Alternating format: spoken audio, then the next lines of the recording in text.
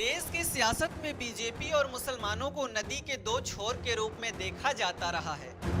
लेकिन पीएम मोदी ने अपने पॉलिटिकल मास्टर प्लान के तहत सियासी पंडितों को चौंकाते हुए सूबे की सियासत में एक नजीर पेश की है।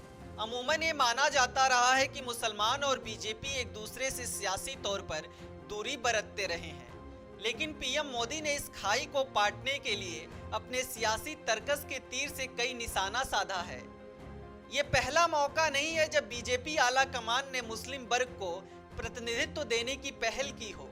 इसके पहले भी पीएम मोदी ने मुसलमानों को लेकर पार्टी के अंदर सकारात्मक माहौल बनाने की अपील कर चुके हैं।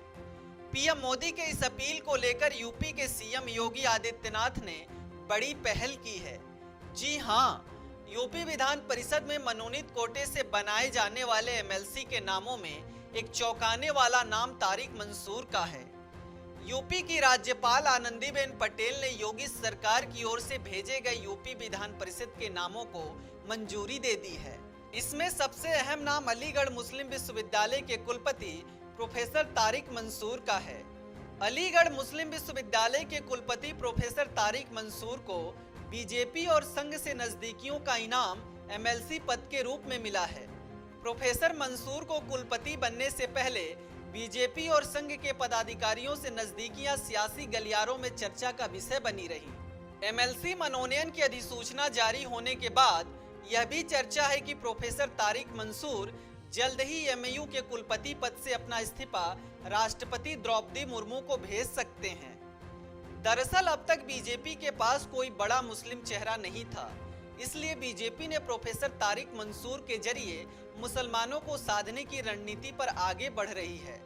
मुस्लिम समाज में निचले तबके बोरा और पासमानदा समाज को बीजेपी से जोड़ने के मुहिम को लेकर पीएम मोदी लगातार पार्टी के कार्यक्रमों में जोर देते रहे हैं, जिसके बाद तारिक मंसूर का यूपी विधान परिषद में मनोनयन को पीएम मोदी की चुनावी रणनीतियों से जोड़कर देखा जा रहा है।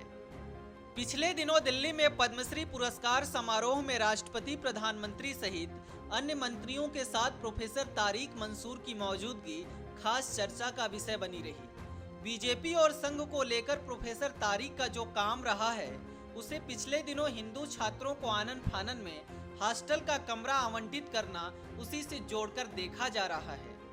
20 सितंबर 1956 को जन्मे प्रोफेसर तारिक मंसूर ने 17 मई 2017 को एमयू में कुलपति पद का जिम्मा संभाला था और उनका कार्यकाल 2022 में पूरा हो गया था।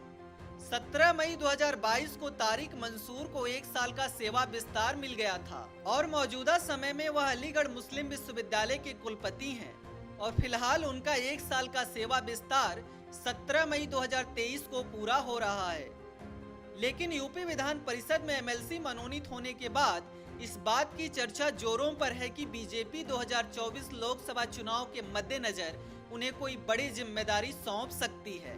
शिक्षा के क्षेत्र में लंबा समय गुजारने वाले तारिक मंसूर को शिक्षा और चिकित्सा के क्षेत्र में बेहतरीन कार्य करने के लिए कई पुरस्कारों से नवाजा जा चुका है।